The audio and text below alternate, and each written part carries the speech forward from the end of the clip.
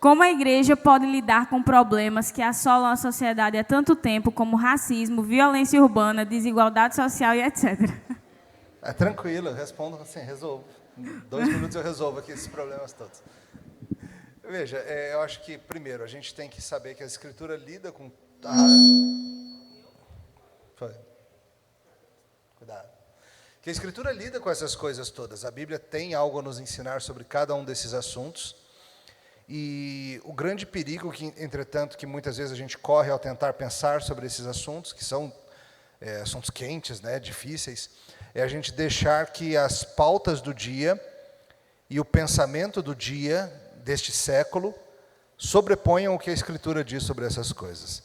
Tá? Então, eu acho que quem quiser pensar biblicamente sobre racismo, sobre violência urbana, sobre todas essas coisas, deve correr para as Escrituras e não para as muitas teorias que a gente encontra em universidades e outras coisas assim, que já entendem a coisa errado e apresentam soluções que não resolvem. Mas a Escritura e o Evangelho têm, sim, solução para tudo isso. Achei interessante o senhor falar em termos de, não só problemas do século, né, mas do dia, porque isso é algo que está realmente pegando, principalmente entre os jovens. Realmente as discussões estão sendo do dia, né? Leia-se do YouTube. E aí você precisa responder, ou acha que precisa responder naquele momento aquela questão, e às vezes não. O senhor levanta outras pessoas para irem para a linha de frente, né, tratar, e às vezes o senhor quer que a gente se detenha em outros assuntos, né? A gente não precisa responder a tudo, enfim. Sabedoria, como o senhor falou, né? Sabedoria. A gente não precisa ser pautado pelos trending topics do Twitter, ou pelos jornais da Globo, ou de qualquer outra rede de TV. E a gente sente essa pressão de que a gente tem que se posicionar e falar e correr para dizer algo sobre todo e qualquer assunto que alguém está trazendo, e a gente acaba falando de forma impensada, e muitas das nossas reações viscerais que a gente tem, elas são mais baseadas no nosso achismo do que, de fato, numa reflexão bíblica. Então, eu acho que a gente tem que ser cuidadoso, lento e reflexivo, biblicamente. Amém, amém. Gente, alguém quer vir aqui? Ou a gente vai respondendo os papéis? Eu posso fazer um aqui? Pode, pastor. Pastor Emílio, tudo bom? Tudo com o senhor. Tudo jóia, graças a Deus. A minha pergunta é dentro do tema de devoção. Eu já vi o senhor respondendo uma vez esse questionamento na internet, mas eu gostaria de ampliar um pouco a pergunta. É o seguinte: como é que o senhor lida com a questão da vida devocional? Como é que o senhor trabalha isso? A leitura da Bíblia, a oração e de livros, né? Eu sei que o senhor gosta de ler.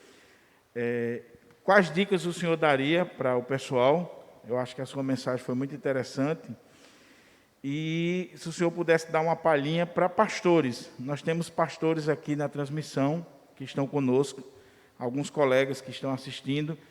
E se o senhor pudesse falar um pouquinho sobre essa questão da devocional, tanto para os irmãos, de modo geral, e para pastores, a questão da oração, da leitura da Bíblia, e no caso do pastor, o estudo, né? Como é que ele separa o tempo para estudar, e mesmo com tantas demandas do ministério. Claro. A vida de devoção, como a gente tratou na quinta-feira, ela é algo que é essencial para o cristão, né? O fato da gente estar aprendendo aos pés de Cristo, sendo iluminados pela palavra de Deus, falando com o nosso Senhor em oração, tudo isso é algo que é impensável um crente não querer isso e não se dedicar a isso em algum nível. Conversando com as pessoas, eu vejo que muitos têm dificuldade em estabelecer esse tempo devocional. As pessoas falam assim: puxa vida, eu até tento, mas aí eu estou muito cansado no final do dia, ou o começo do dia é muito corrido, eu já estou atrasado para a faculdade, para não sei o quê, eu não consigo nada, então às vezes eu estou ali comendo um pão e rapidamente abro a Bíblia e dou uma lida só pro forma mesmo, só para dizer que eu fiz e tudo mais.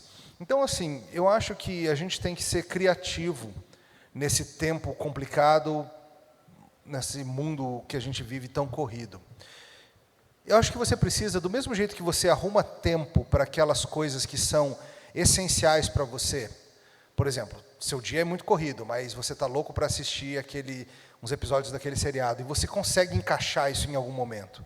Seja naquela pausa para o almoço no serviço, seja nas aulas entre as aulas da faculdade, que você tem meia hora livre, você vai para algum canto, pega um Wi-Fi e assiste.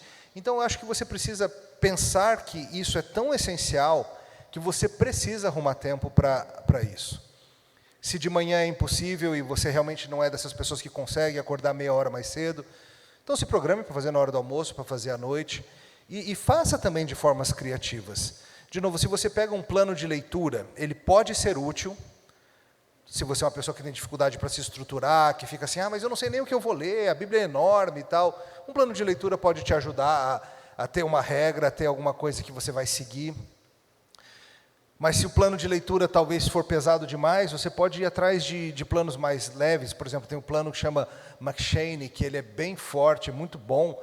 Ao longo do ano você lê 2 vezes o Novo Testamento e 1 vez o Antigo. É bastante leitura, né? Talvez seja muito pesado, mas você pode encontrar planos menores, de tempos menores. Eu sei que tem um aplicativo, eu acho que chama YouVersion, que ele tem vários planos bem legais, assim, de 1 mês nos Salmos cristocêntricos. Depois, 2 meses nas cartas paulinas de forma panorâmica. E o aplicativo mesmo te manda o versículo e assinala que você leu e assim por diante. Então, seja criativo, ache formas assim. Você pode ser, talvez você seja uma pessoa que gosta muito de ouvir podcasts e tal, e várias igrejas têm colocado seus sermões nos podcasts, no Spotify, coisa Qual e tal. do senhor? Igreja Presbiteriana Semear. Então você pode fazer isso. Se de repente você pega aí 50 minutos de ônibus toda manhã, 40 minutos, senta ali, bota o seu fone de ouvido e vai ouvindo um sermão, e vai refletindo biblicamente, vai naquilo, vai orando, sabe? Tentar fazer caber na nossa vida complicada de formas diversas. E os pastores também. Há o risco, já muitos sabem disso, há o risco de a gente se dedicar ao estudo bíblico apenas para os outros e não para si. Né? A gente tem tantos sermões para preparar, tantas aulas para fazer, tantos etc. E a gente vai estar sempre pensando no que fazer e aquilo não trabalhar o nosso coração também. Então, uma possibilidade é você realmente ter também seus horários devocionais que são independentes daquilo que você está preparando para entregar. Mas, se você é capaz de usar o próprio preparo para entrega para os outros como algo que trabalha no seu coração também, então talvez seja uma boa solução. Eu acho que pastores devem também fazer algo, como eu sugeri, de ouvir sermões dos seus colegas, porque, ainda mais se você é o único pastor da igreja, você está pregando todo domingo praticamente, você dificilmente vai sentar para ouvir outra pessoa pregar. Então, fazer esse exercício, que seja semanal, de ouvir um colega, um antigo colega de seminário, um outro pastor, e ouvir, se submeter à palavra de Deus como suas ovelhas se submetem também. Agora sou eu que vou fazer. Mas e o senhor, como é que funciona pessoalmente? Os seus métodos de leitura bíblica, de devocionais pessoais, e eu quero saber de leituras também literárias, enfim. Lê mais de um livro? Risca livro ou não? Faz anotação no caderno? Para de me entregar, Isabela. Gente, ela está falando, quem não escutou é porque eu tenho uma mania, às vezes, de pular lá para o final do livro para saber o final, depois eu volto, é pecado. Mexer nos livros do pastor Cheiro Diogo. o livro. Então, aí, pastor? Eu tento sim colocar momentos de leitura ao longo do dia, tanto de leitura bíblica como de leituras variadas. E sim, vale dizer isso também, a sua devocional pode ser lendo um bom livro teológico, que vai lidar com o texto bíblico, que vai te ajudar a refletir biblicamente também. Pode ser dessa forma. Eu, em particular, eu estou sempre lendo vários livros ao mesmo tempo. Eu funciono melhor assim. Porque se eu estou lendo um livro tal e está meio travado, sabe quando você está lendo e assim parece que não está avançando? Aí eu mudo, pulo para outro. Então, às vezes, eu estou lendo sempre uns 2 ou 3 de ficção, uns 4 ou 5 de teologia e uns 3 de assunto geral ao mesmo tempo. Para mim, funciona melhor assim. Eu não termino nenhum rápido, né? Mas quando termina 7, 8 de uma vez. Então, é legal também. E sobre hábitos de leitura, eu leio bastante no celular. Tem o aplicativo do Kindle no celular, então sempre estou lendo. À minha vista. Deu 10 minutos à toa ali, esperando algo acontecer, abro o Kindle no celular e avanço 10 páginas em algum dos livros. E eu acho isso ótimo também. Eu gosto mais de ler no papel, mas eu uso muito a ferramenta de leitura de Kindle também. Eu não tenho um aparelho Kindle, eu uso o aplicativo no celular. E eu gosto muito de marcar livro, rabiscar, desenhar, fazer comentários. fazer carinhas, faço emojis ao lado das coisas e tal. Eu acho que isso me ajuda a entender melhor o livro, a interagir. Tô abalada. E uma coisa que é importante para você que quer ler mais, essa é a minha humilde sugestão, não tenha medo de abandonar um livro ruim, tá? Muitas vezes o crente está lá há 3 meses que não termina aquele livro ruim, que está um sofrimento, e não lê mais. O importante é que você leia. Se o livro está ruim, escuta, primeiro, o livro não vai ficar magoado contigo, de você deixá-lo, o livro não vai ficar chateado lá, olhando feio no canto, assim, para você. Ele não vai ficar magoado. Segundo, você está se prejudicando por meio de o tempo que você devia estar lendo coisa boa. Tem tanto livro bom nesse mundo que você não precisa ficar perdendo tempo nos ruins, não. A não ser que seja algo, de fato, que tem uma tarefa, né? Você tem que fazer uma resenha desse livro, ou você tem que estudar esse assunto para uma prova, aí você tem que ler. Mas se a leitura para o seu enriquecimento pessoal, não fica preso nisso, não. Pode admitir que você fez uma má escolha e foram-se aqueles R$35, ou seja, o que for, e vai para o próximo. Tá certo. Então, pode vir, meu irmão. Lá vem ele.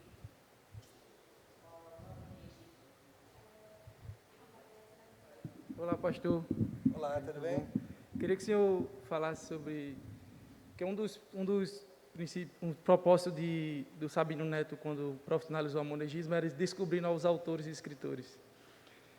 E como foi para o senhor receber esse convite? Como foi o convite? E se o senhor já escrevia antes, já tinha material produzido, um material próprio. E já que Eclesiastes fala muito sobre o trabalho, e aqui tem muitos jovens, queria que o senhor falasse sobre a questão da meritocracia e a ética referente ao trabalho e à carreira, que às vezes a gente quer conquistar o mundo, quer estudar, e às vezes acaba esquecendo essa parte da ética. Eu, particularmente, já lidei muito com isso, muitas ensinas, né? Que o senhor falasse um pouco sobre isso, sobre o jovem e a carreira, e a ética no trabalho, e como foi receber o convite do Sabino. Primeiro, então, falando sobre a editora, a Monergismo é uma editora muito amada, né? Publiquei meus livros por ela, e acompanho o trabalho do Sabino há muitos anos, mesmo antes de conhecê-lo, o trabalho que ele fazia no site Monergismo, que eu sei que é um material que abençoa muita gente aí pelo país afora, e fora do país também.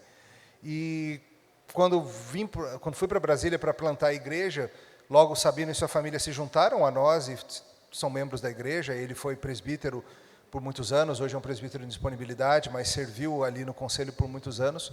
Então foi natural, quando eu comecei a querer transformar, o primeiro foi Ruth, foi pegar essa série de sermões em Ruth e transformar aquele material em livro. Foi natural a conversa de publicar pela Monergismo, foi algo assim que era meio que o caminho imaginado mesmo. Eu já venho escrevendo há muitos anos, né?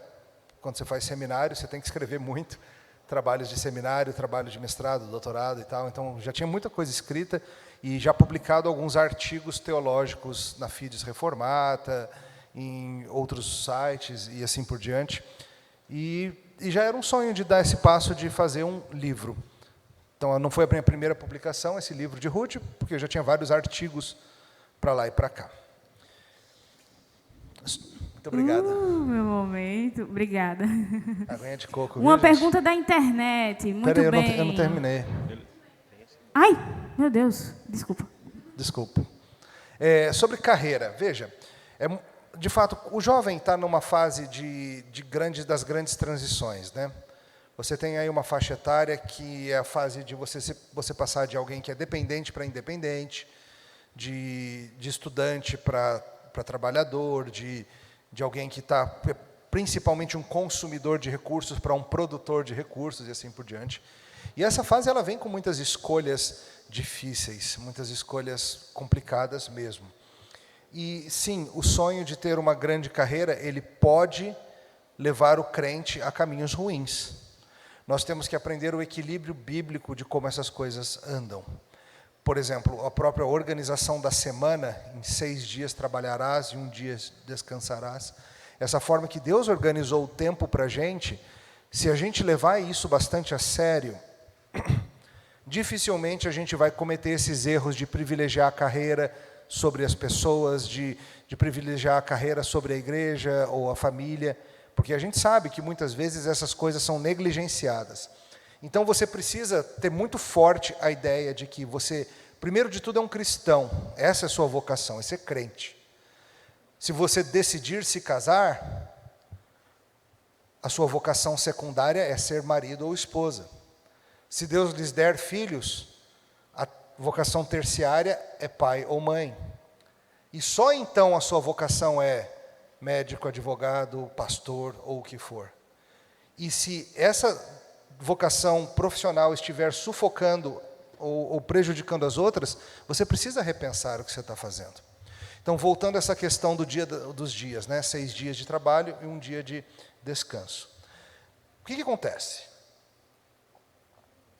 A gente se enche de tanta tarefa de faculdade, de trabalho, de estágio, de tudo, que a gente frequentemente se vê precisando faltar à igreja, ou porque a gente está exausto, ou porque calhou, não tem jeito. Se eu não estudar para essa prova desse concurso no domingo, já era. Às vezes a gente ouve isso. Pessoas que chegam para a gente e falam assim: pastor, você não vai me ver na igreja por uns meses, porque eu estou me preparando para um concurso. E o cursinho é domingo. Mas depois eu volto. O que você acha que acontece com essas pessoas? Dificilmente voltam. Porque são hábitos do coração que têm que ser fortalecidos.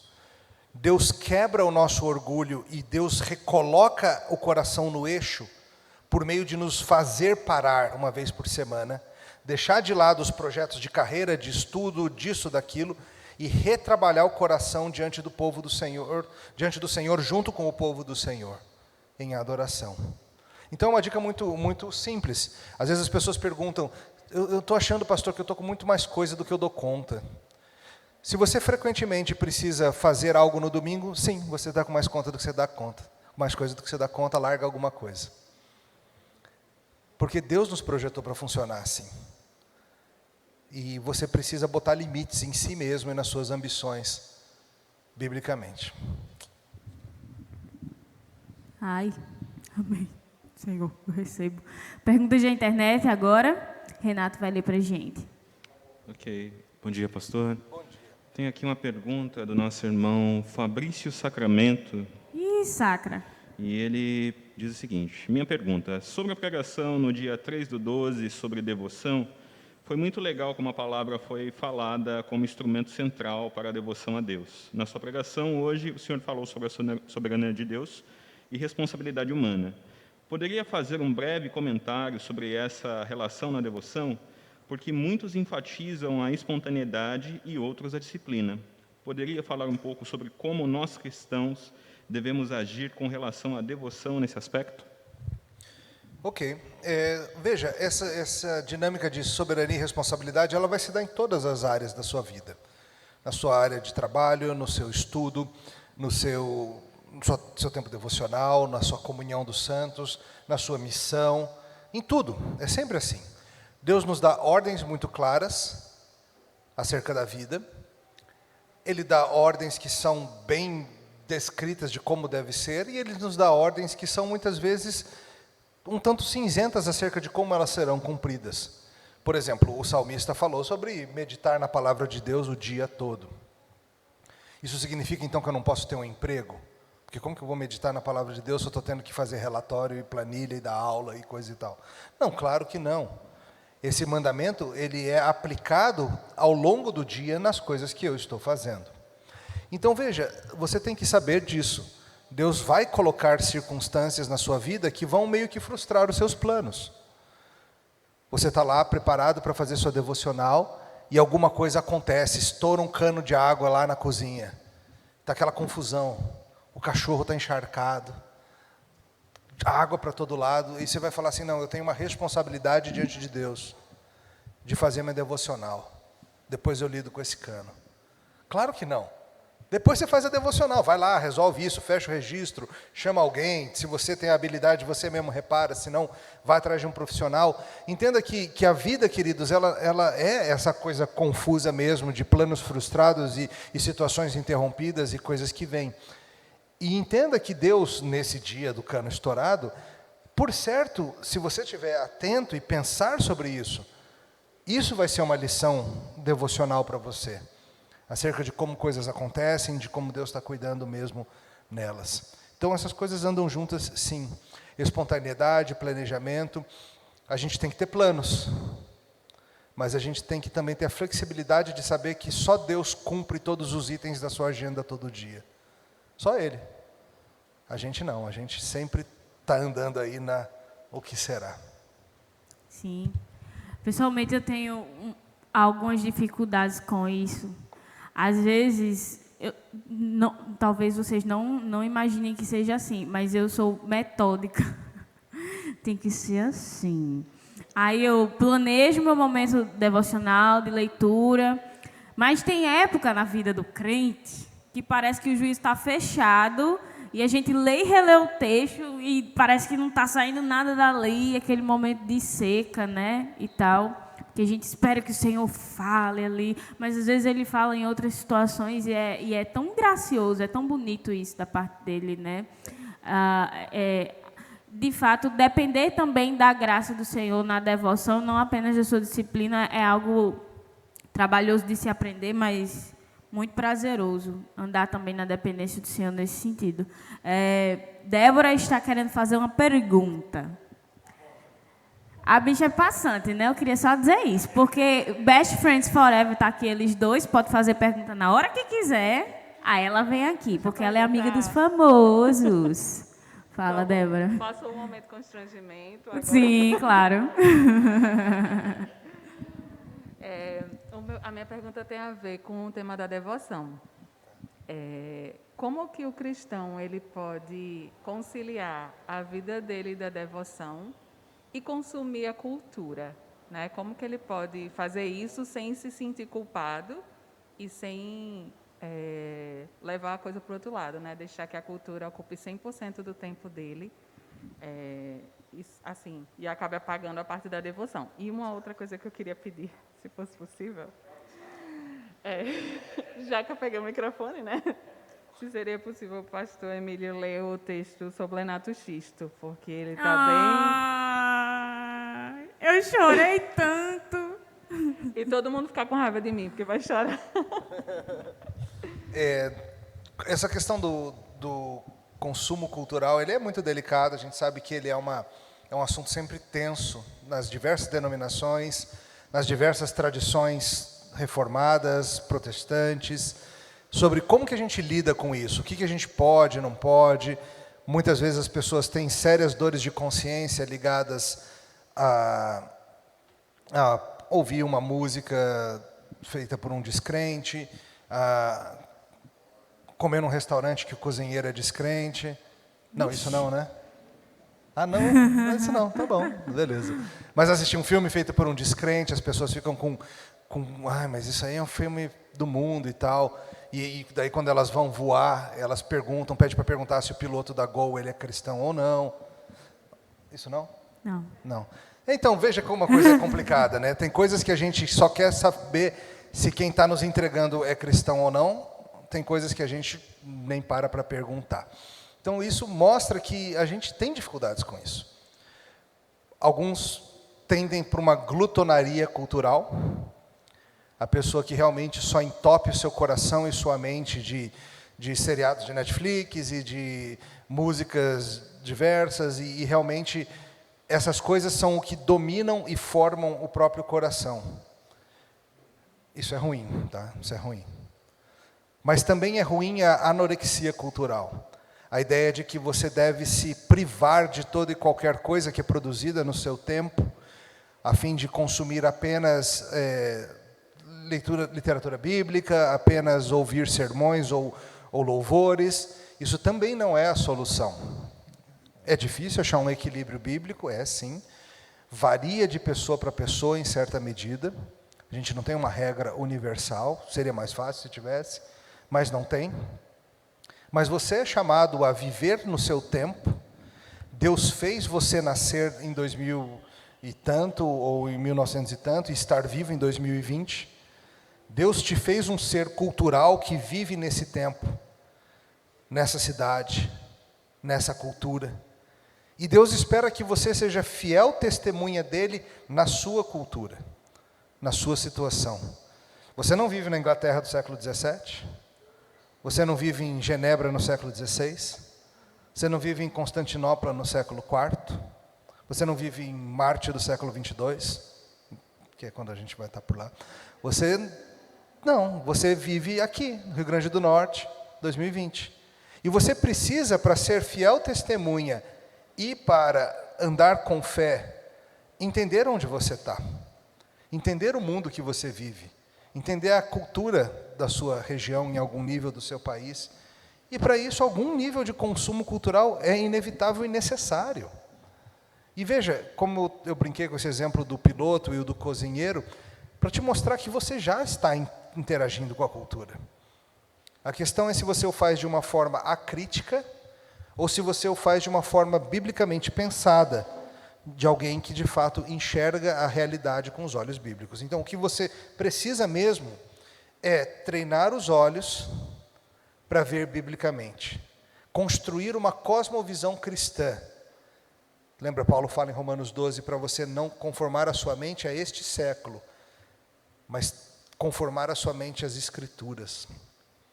Se você fizer isso bem, você vai estar mais apto a discernir a cultura ao seu redor, a entender o que você deve descartar totalmente, o que você pode usufruir um pouco, o que você pode desfrutar com mais afinco, e assim por diante.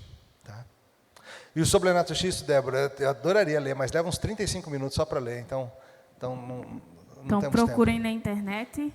Ela leiam. está falando de uma história que eu escrevi, uma historinha de ficção sobre um shih tzu com poderes mágicos. Pega lá para você ler depois, procura. Chama Soblenato Xisto. Ai, gente, não aguento. Seguinte, já Passou são... um shih tzu lá atrás agora. Sério, passou lá. Será que é? Muito bom. Gente, já são 10h27, eu tenho aqui 8 perguntas em mãos. Alguém quer fazer uma pergunta aqui na igreja ou fale agora ou cale-se para sempre?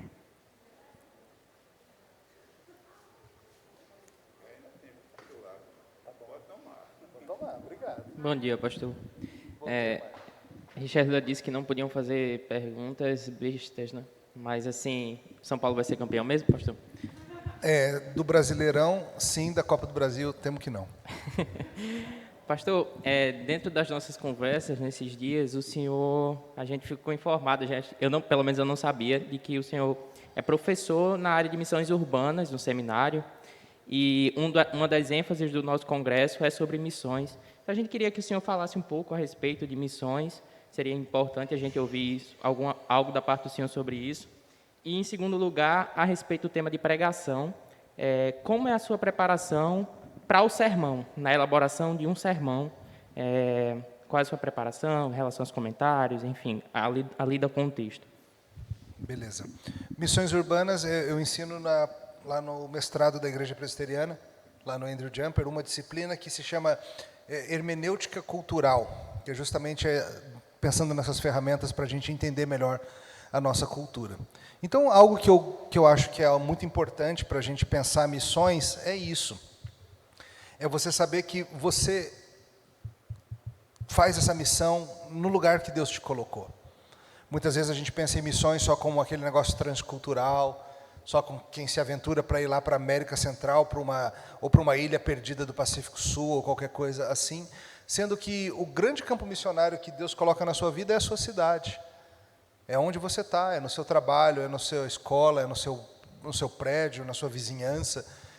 Esses são lugares em que você pode falar da fé cristã, você pode viver a vida cristã e brilhar sua luz, e ser sal e tudo mais. Isso é missão.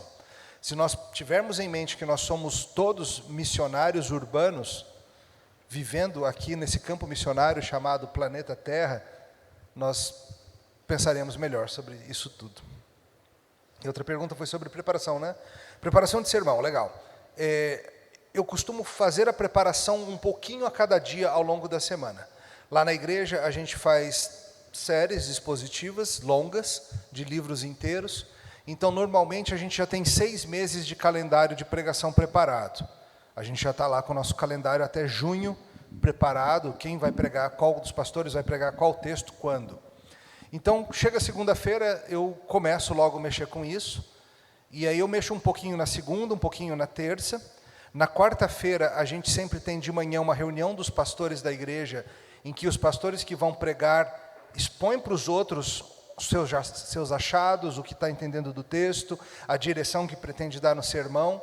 Os outros a gente junto conversa e tenta achar, não esquece daquela conexão com Hebreus, você já considera tal coisa? E a gente se ajuda nisso. E aí quarta tarde, quinta de manhã, eu termino, dou a escrita final para o sermão. Então são aí umas 15, 16 horas de preparação para cada sermão. Se eu só estou pregando um, é mais tranquilo. Semana que eu prego 2 fica mais puxado, mas dá para fazer. Glória a Deus. Quem pensa que vida de pastor é fácil, né? Menino, misericórdia. Eu de novo aqui dizendo, né? Por isso que Deus não me chamou para ser pastor e não chamou mulher nenhuma. Vamos lá. Agora as perguntas aqui. Quais conselhos ou dicas daria aos jovens que desejam iniciar a trajetória na escrita? Lê. Lê.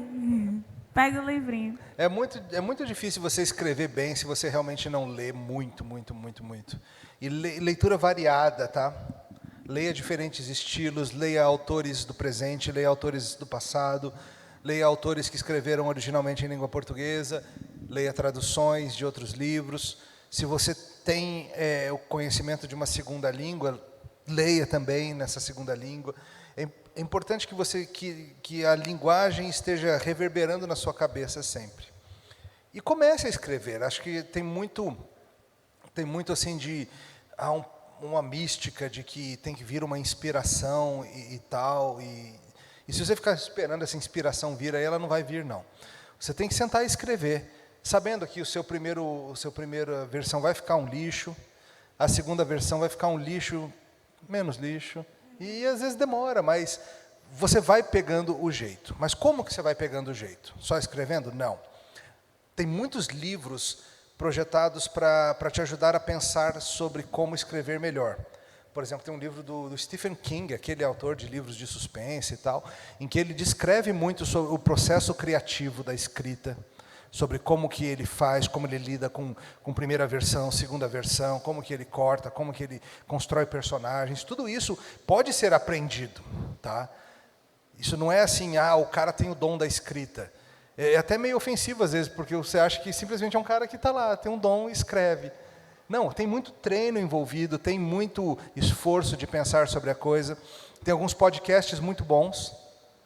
Tem um podcast de um cara chamado Fábio Barreto, que é sobre a arte da escrita, em que ele lida com essas coisas todas, como introduzir uma história, como fechar uma história, e vários outros assuntos assim. E peça feedback de gente confiável que gosta de ler. Gente que te ama o suficiente para, de fato, dizer. Sabe? Porque, às vezes, a gente entrega uma coisa e a pessoa fica com medo de te chatear, né? E fala assim, está maravilhoso esse livro. Esse artigo está maravilhoso. Não, tem que ser alguém que tenha coragem de dizer, olha, não entendi esse início, esse personagem aqui, achei inconsistente isso que ele fez, parecia outra pessoa, por causa daquilo que ele fez no início, como que está fazendo isso aqui agora? Enfim, alguém que possa te mostrar, te ajudar de fato. Se você tem amigos que gostam de ler, eles serão bons candidatos a serem o leitor beta, que o pessoal chama. E uma outra dica, escreva sobre o que você gosta, sobre o que te intriga, sobre o que te move. Muitas vezes a gente quer escrever sobre o que teoricamente é importante. E pode sair coisa boa disso, mas normalmente os melhores textos são aqueles que lidam com coisas que te intrigam, que te movem, que realmente te comovem. Eu falo isso inclusive para quem está querendo fazer um mestrado. Às vezes a pessoa está escolhendo um assunto para a tese de mestrado, vários dos nossos alunos. Eu sempre insisto com ele, escolhe um assunto que você gosta. Não escolhe o assunto que é da moda, porque é importante lidar com ele. Não escolhe o assunto que todo mundo está dizendo, falta alguém dizendo sobre isso. Se não te empolga, você não vai terminar. E muitas teses ficam pelo caminho, porque a pessoa está ali. O negócio já é difícil demais. Se você ainda pegar um assunto que não te interessa, você não vai para frente. Amém, Senhor. Gente, não sei se vocês já tiveram a experiência de ler um livro do pastor Emílio. Eu acho fantástico, não é porque ele está aqui não, eu já falo isso desde antes. Não é porque eu estou aqui, não? Não, Deus sabe. É uma leitura muito fluida, né? Gente, a gente ri com as notas de rodapé. Mas a gente ri chorando, porque a gente aprende, Deus fala muito. Eu acho muito interessante esse estilo de escrita. Não só de escrita, né? Mas a gente pode perceber um pouco disso, né? Na pregação, de como acontece a contextualização e etc. Eu acho que isso também vem muito de leitura, né? Agora, eu também lembro muito de Lau. Me fala da influência, se tem influência desse estilo. Quem é que influencia quem? Olha, por ele ser mais velho, não, o senhor deve aprender com ele. Mas me fala que eu quero saber. Quem influencia quem é uma piada, né? Ela está se referindo ao reverendo Vadislau Martins Gomes, o Lau. Que eu chamo de Lalau, porque eu sou ainda mais íntima. Lalau não. Lau. Lalau é aquele juiz que foi preso. O Lau, queridos, ele é primo da minha mãe, então tem aí uma conexão familiar. E ele é um dos homens que eu mais admiro na minha vida todinha, assim. Até hoje, quando eu crescer, eu quero ser que nem o Lau, em várias coisas. Então, assim, ele é um grande herói na pregação, na escrita, no pastoreio, no aconselhamento, no amor, em tudo. Eu quero ser que nem o Lau, entende? Então, ele é grandíssima influência na minha vida. E sim, eu acho que... Veja, nenhum pregador é algo construído do nada. Todos nós somos uma amálgama, uma mistura de pessoas que a gente admira.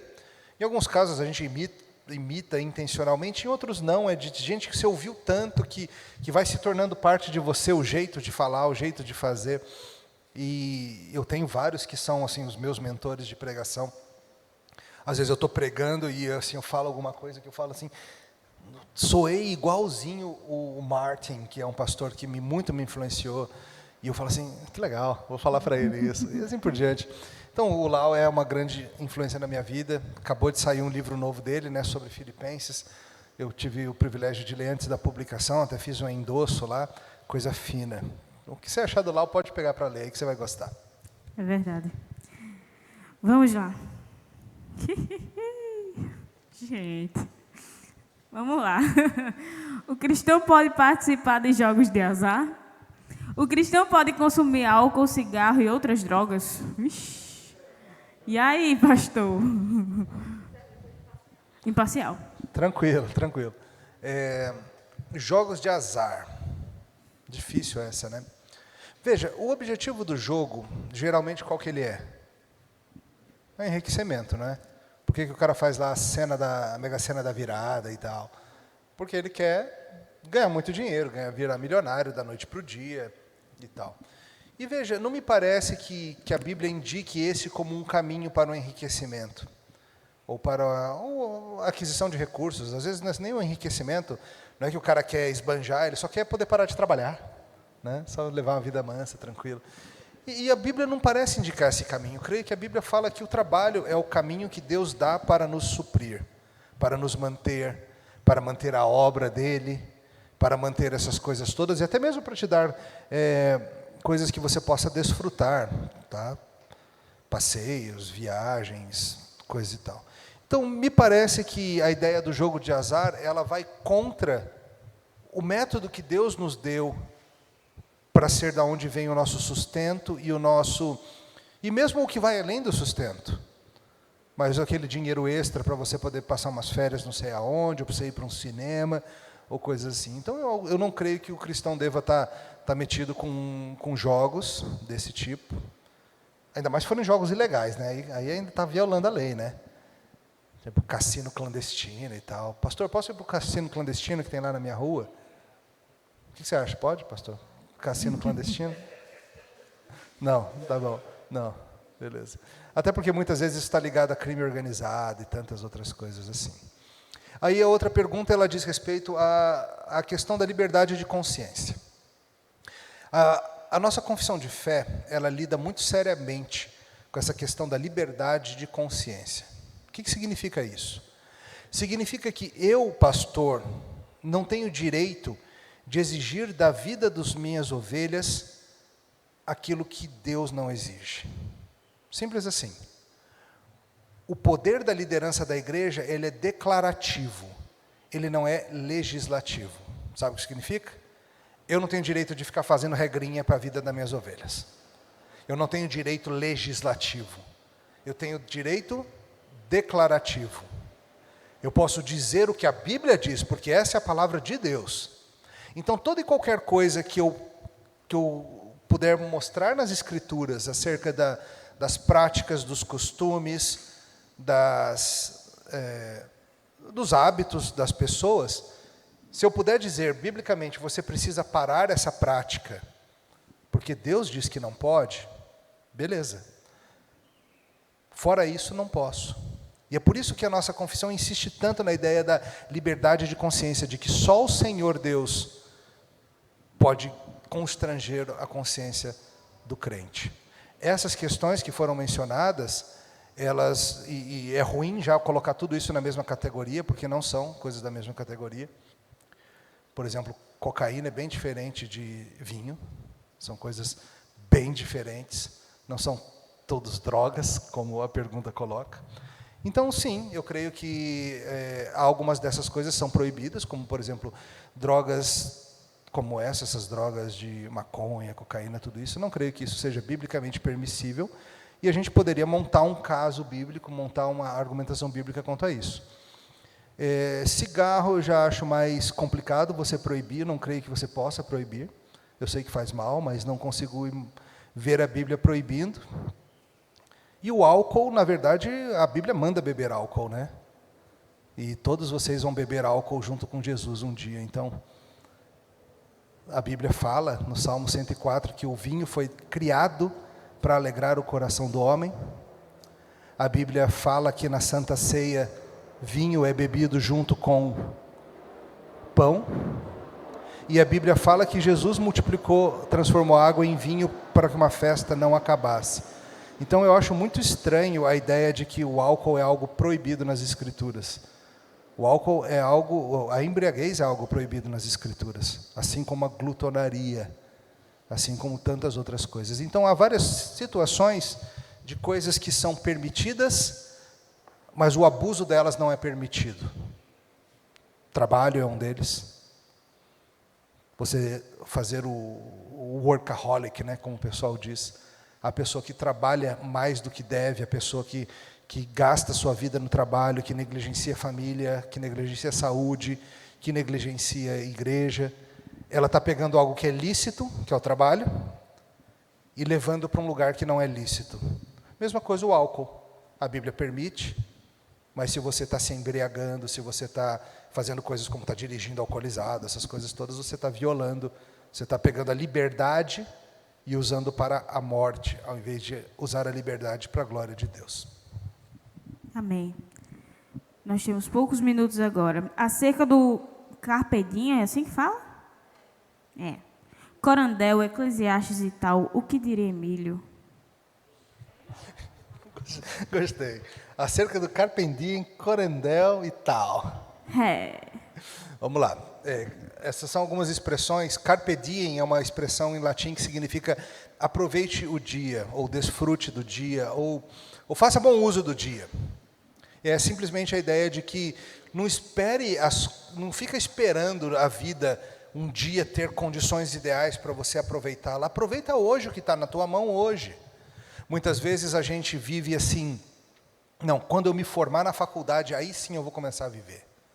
Não, quando eu casar, aí sim a vida começa. Não, quando eu tiver filho, aí sim a vida começa. Não, quando esses filhos crescerem e saírem de casa, aí sim a vida começa. Não, quando tiver netos, aí sim a vida... E a gente vive nessa assim, de um dia a coisa vem, sendo que Carpe Diem é a ideia de que, não, hoje tem coisas que você tem que desfrutar. Desfruta dessa aguinha de coco, desfruta do sol, desfruta da comunhão de quem está aqui, em vez de ficar sofrendo pela comunhão de quem não está, e assim por diante.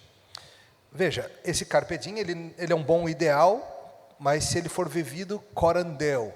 Corandel é uma outra expressão em latim que significa perante a face de Deus, ou diante de Deus. Quando a gente fala para aproveitar a vida, a gente não está fazendo, não é viva a vida louca, sabe? Não é o saia por aí curtindo a vida adoidado, como se inconsequentemente, de maneira nenhuma. É, desfrute desse mundo diante de Deus. Coma gostosamente o seu pão, desfrute das amizades, desfrute das coisas boas que Deus te dá diante dele, em gratidão a ele. E Eclesiastes lida muito com isso, com o fato de que se você quiser simplesmente viver a vida loucamente, você vai só encontrar frustração, vai ser que nem correr atrás do vento.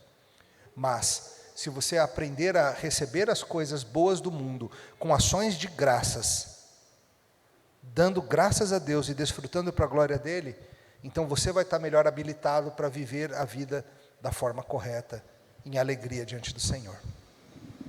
E aí, seguindo o bonde aqui, para um pessimista, como manter a alegria debaixo do sol em meio a tanto pecado e coisas ruins?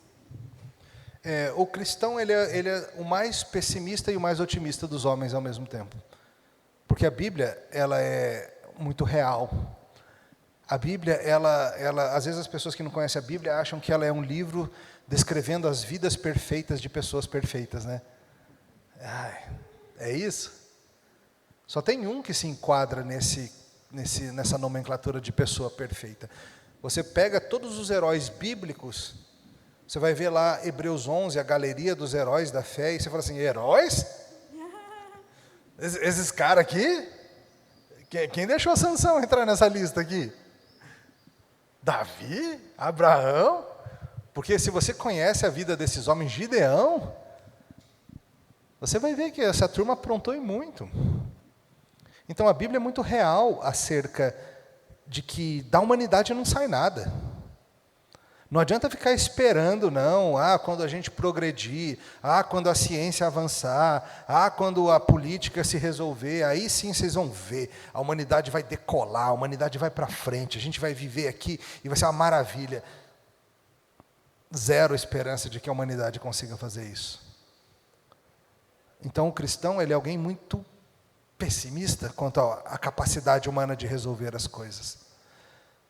Mas o cristão tem que ser alguém que, do mesmo jeito que sabe que a humanidade é estéril para resolver os seus problemas, sabe que Deus é plenamente capaz e Deus está fazendo. O cristão não pode ser alguém que só olha a vida com olhos cinzentos, porque ele tem as promessas de Deus acerca do que Deus está fazendo. Ele tem a certeza de que Deus prometeu que esse mundo vai ser resolvido, que o mal vai ser derrotado, que o pecado vai ser punido, que a morte vai ser destruída. E se você anda nesse mundo sabendo dessas coisas, você também tem que andar com olhos que enxergam de forma colorida. Você olha para pessoas não como apenas um poço de pecado, mas você vê alguém que é feito à imagem de Deus, e que pelo Evangelho pode ser restaurado. Se você só anda por aí vendo o mal e os pecados, e você não tem essa perspectiva de que Deus pode mudar essas pessoas, mudar essas famílias, mudar esses casamentos, mudar esses filhos, mudar essa cidade, se você não tem olhos para ver isso, a sua visão bíblica está distorcida também. Você não tem esperança imaginativa sobre o que Deus pode fazer. Amém. Estava demorando chegar uma pergunta dessa aqui, mas chegou. Por quê, né? Vamos lá. Menina, me deixa, essa criatura fica no meu pé. Qual o maior desafio do presbiterianismo hoje no Brasil? E a segunda, a pessoa colocou já tudo. Qual a sua opinião sobre casamento entre pessoas de denominações diferentes? Veja, o presbiterianismo brasileiro, ele tem muitas forças, ele tem muitas dificuldades também.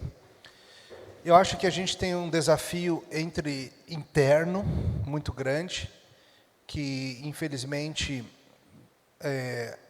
falta muito da identidade presbiteriana.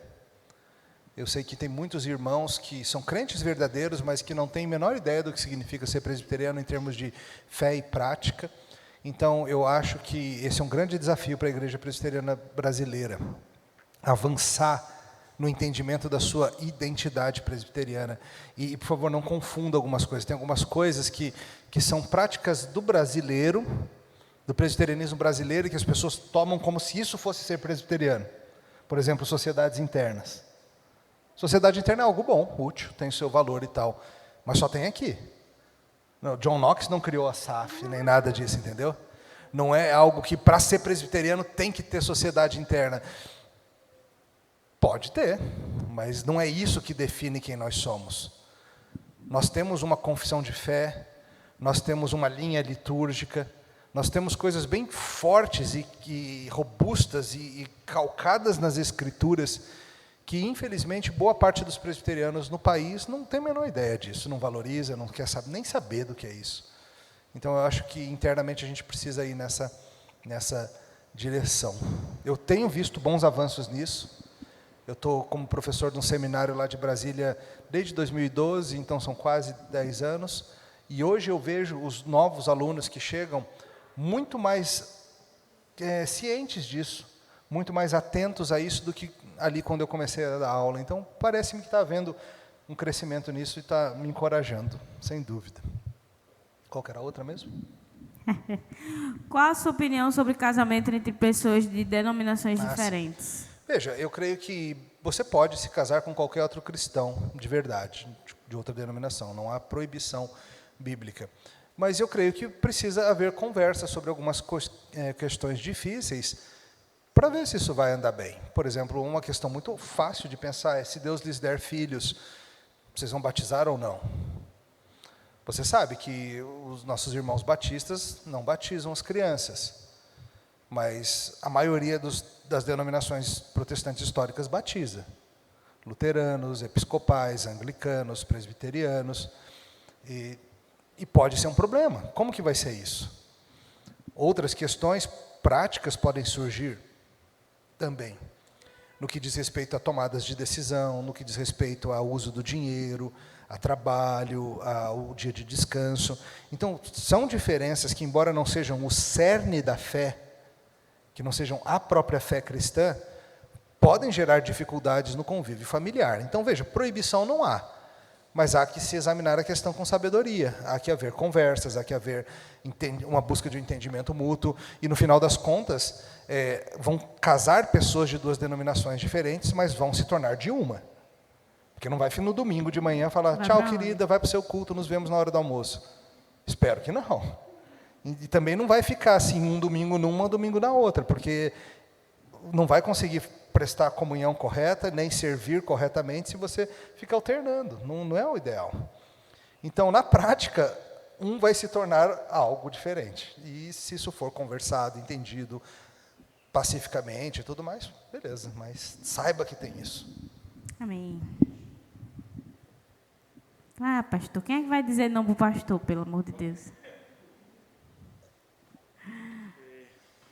Pastor Emílio, eu acho que nós chegamos num ponto aqui extremamente importante do momento de perguntas, principalmente quando se trata da questão da identidade presbiteriana. Né? O senhor falou muito bem sobre aquilo que é característico do presbiteriano e aquilo que não é. E, na verdade, eu não vou fazer uma pergunta, eu queria fazer uma observação e também ver o que é que o senhor pensa sobre isso.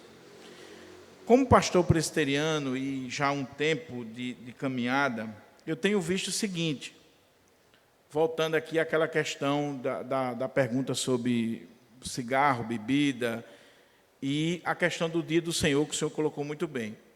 O que é que eu tenho visto, e eu tenho experimentado isso, e eu tenho lidado com isso? Muitos, vamos colocar aqui, irmãos, eles vêm para a igreja presbiteriana por acharem que a igreja presbiteriana é uma igreja liberal. Então, eu já tenho acompanhado alguns jovens que lá na denominação dele, ele não podia beber nenhum tipo de álcool. Ele não podia fazer determinadas coisas. E ele conheceu a teologia reformada. Só que a teologia reformada que ele conheceu é simplesmente um salvo-conduto para ele tomar cerveja ou para ele beber com a desculpa de que a Bíblia não é contra a bebida.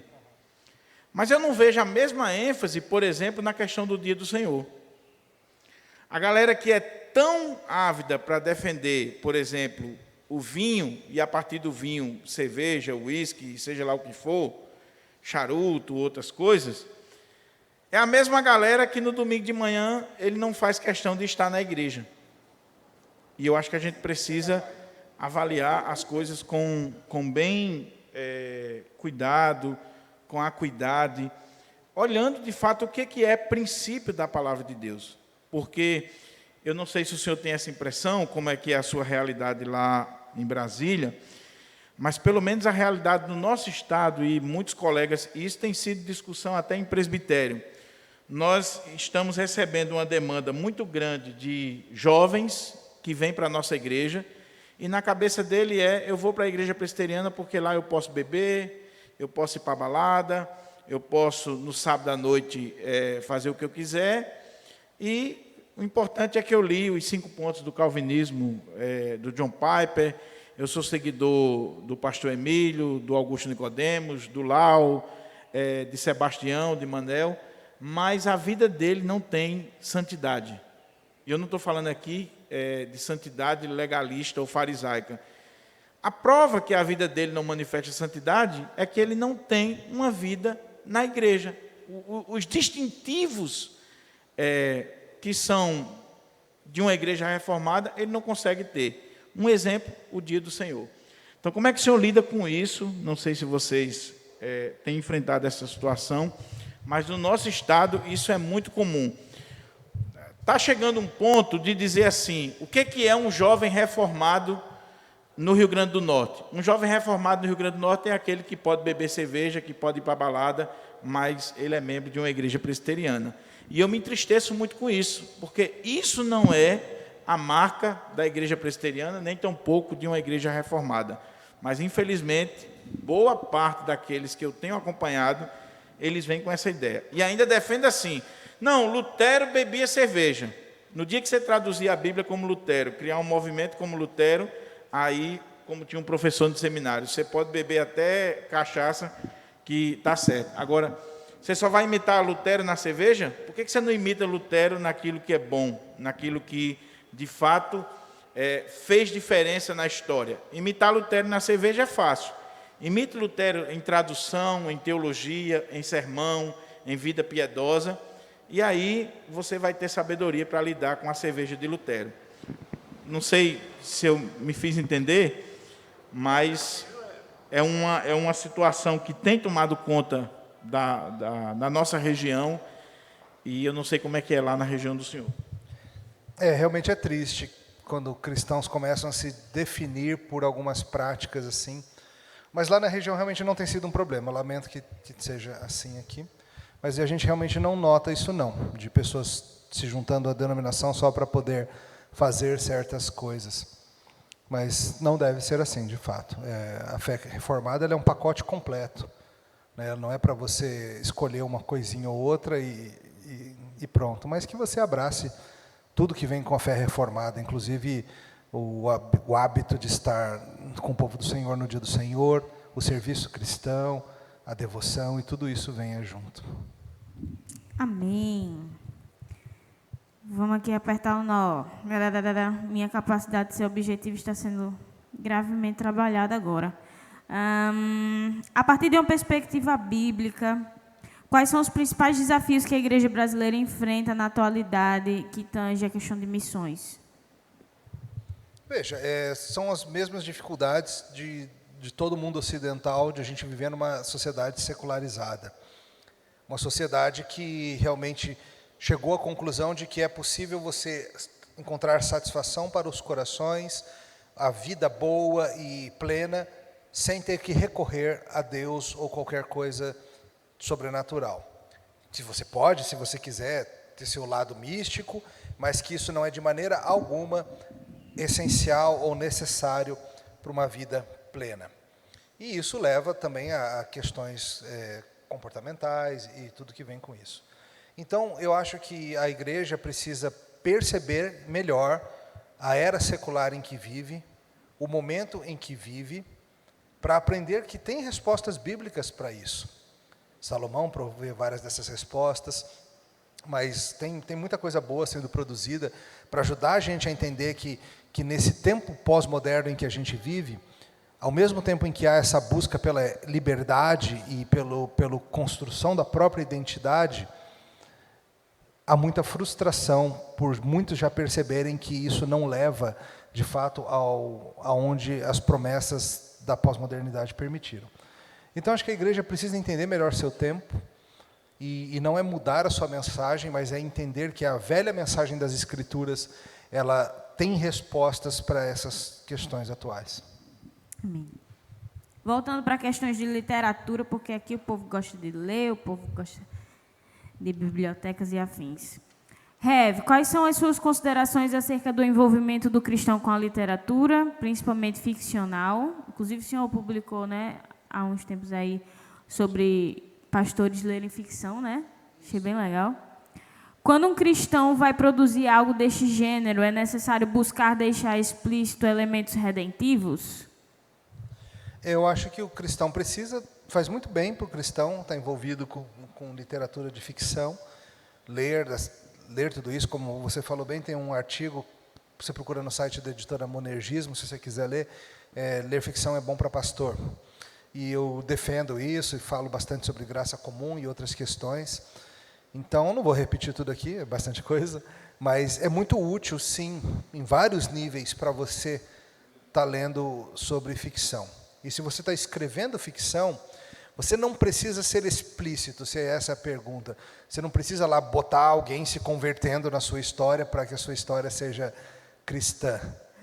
Mas se você está banhado de escritura, a própria estrutura de criação, queda e redenção, ela está dominando a sua forma de pensar. Então isso vai transparecer de algum jeito. Você não precisa buscar fazer um livro cristão. A sua história vai, se você está mergulhado de escritura, vai trazer consigo esses elementos redentivos, naturalmente. Amém. Última pergunta. Rev, por que futebol é bom para cristão? Porque é uma das melhores coisas que Deus fez. Oxi! É interessante porque, por exemplo, o Salmo 104. O Salmo 104 menciona algumas coisas que Deus fez e diz que elas são boas. E, ao mesmo tempo, o Salmo 104 mostra que algumas coisas que o ser humano fez a partir do que Deus fez são boas também. Por exemplo, o pão. Não existe árvore de pão, existe? Imagina que legal, você sai assim, tem um pãozão italiano ali em cima da árvore, uma bisnaga, ou um pão de batata, assim. Não, o pão é algo que nós criamos a partir dos produtos básicos que Deus fez.